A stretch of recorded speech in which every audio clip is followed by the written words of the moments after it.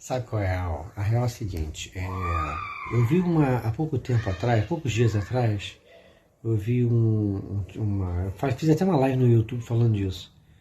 Alguém, uma voz de um rapaz jovem, né, no TikTok, falando que a gente foi enganado pela mídia durante muitos anos a respeito do valor do Kung Fu, do Karatê e do Taekwondo. Coincidentemente, as artes que eu cito bastante, porque são similares, né? O Kung Fu ele foi muito mais vendido abertamente no cinema do que no Rio de Janeiro, pelo menos, do que tivemos aqui variadas escolas de Kung Fu. Não, acho que esse movimento do Kung Fu começa mais forte em São Paulo, se você for fazer uma comparação.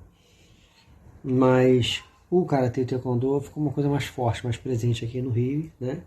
Então eu pude fazer mais comparações com o que a gente via, não só na prática, mas como até livros, revistas, tudo a gente via similaridade até com Kung Fu. E aí, de uma maneira geral, quando você faz uma análise, a gente vê que a nossa sociedade brasileira, vamos falar de Brasil, não vamos falar de mundo não, tá? Porque falar do americano, do europeu é mais complicado, a gente não vive a realidade deles. São realidades, cara, totalmente diferentes. Você vai para outro país, é outra realidade aqui dentro. Aí isso se reflete ao redor, entendeu? A cidade tem estrutura diferente, né? Carros, tudo é diferente, tá?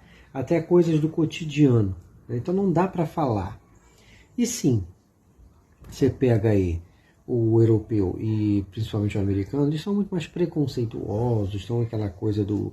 É até interessante, né, que você vê a formação dos Estados Unidos, ela foi muito forte com relação ao irlandês, né? O irlandês, por sua vez, se você for fazer aí, fuçar a história, você vai ver que ele chegou a ser basicamente escravizado pelo inglês, né? Mas ele, nos Estados Unidos, foi extremamente racista. Mas o irlandês, nos Estados Unidos, na formação daquele país, ao longo dos anos, já no século XX, não teve, né, essa sensibilidade, né, de reparar, pô, mas peraí, a gente sofreu com os ingleses e tudo, e foram ali dentro daquela situação, daquele quadro, tão preconceituosos quanto os ingleses foram com eles, com relação a negros, chineses, né, porque na China, nos Estados Unidos, o chinês sofreu muito, tá, cara? Não vamos dizer que é um povo perfeito, puro também, não. Não. Nenhum povo na Terra é. Mas nos Estados Unidos a coisa foi não só com negros, né? Foi com indígenas, com chineses, foi complicado. Mas vamos lá. Então a gente não pode falar dessas sociedades, né, com relação às artes marciais. Falando do Brasil. Então as informações que a gente teve foram muito superficiais. E por que eu falo isso? Eu falo isso porque foi muito divulgado as artes marciais dos anos 70 e 80, né, no cinema. Mesmo que houvessem, né, mesmo que tivesse um dojo perto da tua casa, muitas vezes você não ia lá. Você que não tinha envolvimento, né, as pessoas que não tinham envolvimento emocional com arte marcial, as pessoas não queriam, tá aí, elas não queriam ir até esses lugares, sabe? Então, que via de arte marcial no filme, um filme ou outro que a Globo passasse, né? As pessoas falam muito, mas nos anos 80 tinha mais influência de filmes americanos do que chineses. Os filmes chineses quase não pintavam na televisão, basicamente não tinha, só aqui no Rio, na Record, antes do próprio Bicho Macedo comprar, estava uma coisa assim, né, mais largada. Intrometido aqui, ó. Vamos lá, deixa eu falar, minha filha. Então, você faz uma análise social, cara, não tinha, era uma sociedade que não tinha real envolvimento social com a coisa. Sempre existiu essa coisa do pai e mãe ter medo de colocar filho em karatê, no taekwondo, no kung fu lá em São Paulo. Sempre teve isso. Medo de colocar por medo do filho ficar violento. Entendeu? E é interessante que eu estava vendo a entrevista, a mais recente que eu vi naquele programa que tem, naquele podcast, né, que tem no YouTube dos profissionais de Kung Fu, o que sei sobre tigres e dragões. Foi um professor de Kung Fu lá, inclusive chamado acho que Braulio, né? E ele estava falando que o pai dele não quis que ele fizesse Kung Fu, tinha que fazer boxe, coisa de homem era boxe. Então, assim, para você ver o nível de preconceito com esse negócio de karatê, de Kung Fu, taekwondo, tem. Sempre teve. Na minha família, quem gostava era meu pai e minha mãe. Porque tios, tias, assim, não tinha afinidade. Minha avó achava palhaçada, minhas tias também. Ninguém levava a sério isso aí. Entende? Então é interessante, assim, eu vi pessoas assim, adultos assim. Então não é uma coisa, sabe, não era forte isso na nossa cultura. Tá? Quando a família Grace fez as disputas lá nos anos 90, que aquilo se desenvolveu bastante no final dos anos 70 e anos 80, eles se prepararam bastante por todo esse período, acabou que dali em diante você vê o interesse maior, né? Aí não fica mais só as revistas Kiai, Samurai, né? Aí já pinta ali a Tatame e assim por diante. Então, se não havia referência, cara, do mundo real dessas pessoas, da sociedade brasileira, né? Só se você tivesse realmente um parente militar que no quartel ele treinava karatê, aí ele te mostrava, isso acontecia. Mesma coisa depois aconteceu com o Taekwondo, quando ele começou também a ser introduzido em quartéis, fosse da PM, do Exército, seja lá o que for. Então, quem tinha contato com isso, ia lá e testemunhava, né?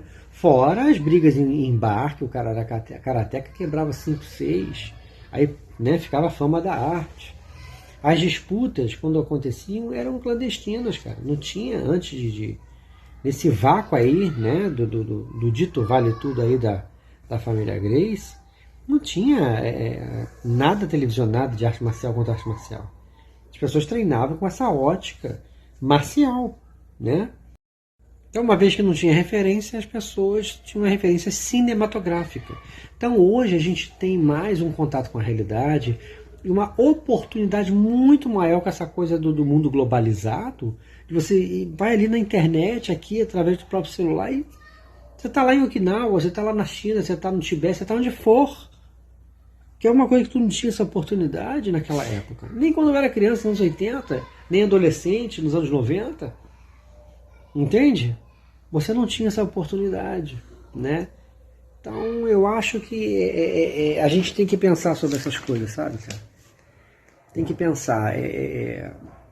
Hoje em dia você tem como pesar, tem que ser raciocinado a ideia de, olha só, por que essas artes não participaram da evolução do Vale Tudo para MMA? Por que ficaram de fora tantos anos o Karatê, né, o Kung Fu e assim vai? Daí nós, né, de uma maneira geral, a gente se depara no Brasil com questionamentos que não haviam antes, questionamentos muitas vezes baseados nesse preconceito criado em cima dessas artes marciais em virtude de derrotas de adeptos que falharam dentro daquela ideia ali do vale tudo e assim por diante. E não se tem espaço para conversa. Não se tem o interesse popular da juventude por essas artes. Só se interessam por um karatê, por um taekwondo, se for para competir. Né? Se você pensar em praticar uma arte marcial realmente para resolução de situações, é o que eu falo. Você quando está com um judoca, um cara do jiu-jitsu, do wrestling, da luta livre, seja lá o que for que vai te agarrar, você tem que ser drástico. Então não vai caber ali uma competição honesta. Entende? Mas só ganha apelando diante de determinadas circunstâncias, sim. Vai ser o dedo no olho e daí para pior. Porque não se resume a isso numa briga real. E aí entra o que eu sempre te falo. Se for vender um Krav Maga com os dedos na garganta, tá tudo certo. Entendeu? Mas você tem a própria resistência do próprio universo do Karatê. Ninguém pode fazer nada diferente. Sabe? De associações, escolas, federações. Ninguém pode pensar por conta própria. É por isso que o universo tradicional ele tem sido deixado de lado. Entendeu? Porque quando eu falo isso, não estou falando de eu acreditar da levada do karatê ou qualquer arte tradicional para o MMA, não. Não é isso que eu apoio e quero, não. Mas você não pode pensar em aplicações, combinações das técnicas que sejam diferentes do habitual, que logo vão dizer que você está pegando de outra arte, que você... Olha, cara, é fogo. É isso que eu te falo que cansa. É esse tipo de argumentação, entendeu? Que isola o karateca no próprio mundo. Eu, particularmente, em nome da minha franqueza, da minha sinceridade, eu te falo, cara, eu não vivo uma situação confortável. Não é confortável você ficar sendo atacado, mesmo que por idiotas na internet, né? Porque às vezes tem uma pessoa que é boa de karatê que poderia chegar junto, né? Chegar ali, fazer uma amizade contigo, você aprender com ela, você deixa de aprender porque o cara já compra a ideia de que você é um falastrão, que você é um picareta. Por quê? Porque o cara discorda da tua colocação, o cara discorda das suas combinações técnicas, o cara discorda de você estar treinando um tempão ali por você. Entende? Quando na realidade, eu aviso aí pro pessoal, todos os mestres morrem. E você que acha que faz parte de alguma tradição, você não faz parte de porra nenhuma, não. Você é você, eu sou eu. A gente tem a cultura do karatê pra gente. Para de viver fantasia de que você faz parte de um legado. Legado é que você tem que deixar para tua família.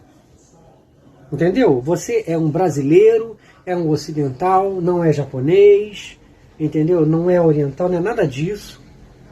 Você vai ter pensamentos diferentes. Você pode sim pegar os valores do karatê para a tua vida, mas isso nunca vai te fazer um japonês. As origens do karatê elas se fundem com as raízes chinesas, então também não é uma coisa da cultura samurai. Ah, mas o karatê foi para o Japão, principalmente Shotokan se desenvolveu no Japão, tanto quanto o Adoryu, o Shitoryu. Não interessa, é tudo karatê. É tudo karatê. A raiz é chinesa, é asiática de uma maneira geral, não é só japonesa. Tem elementos, obviamente, japoneses ali depois, mas você não é um samurai. Eu não sou um samurai, ninguém é samurai. Então vamos parar de ficar um humilhando o outro, acabar com a reputação do outro online, porque discorda do teu posicionamento.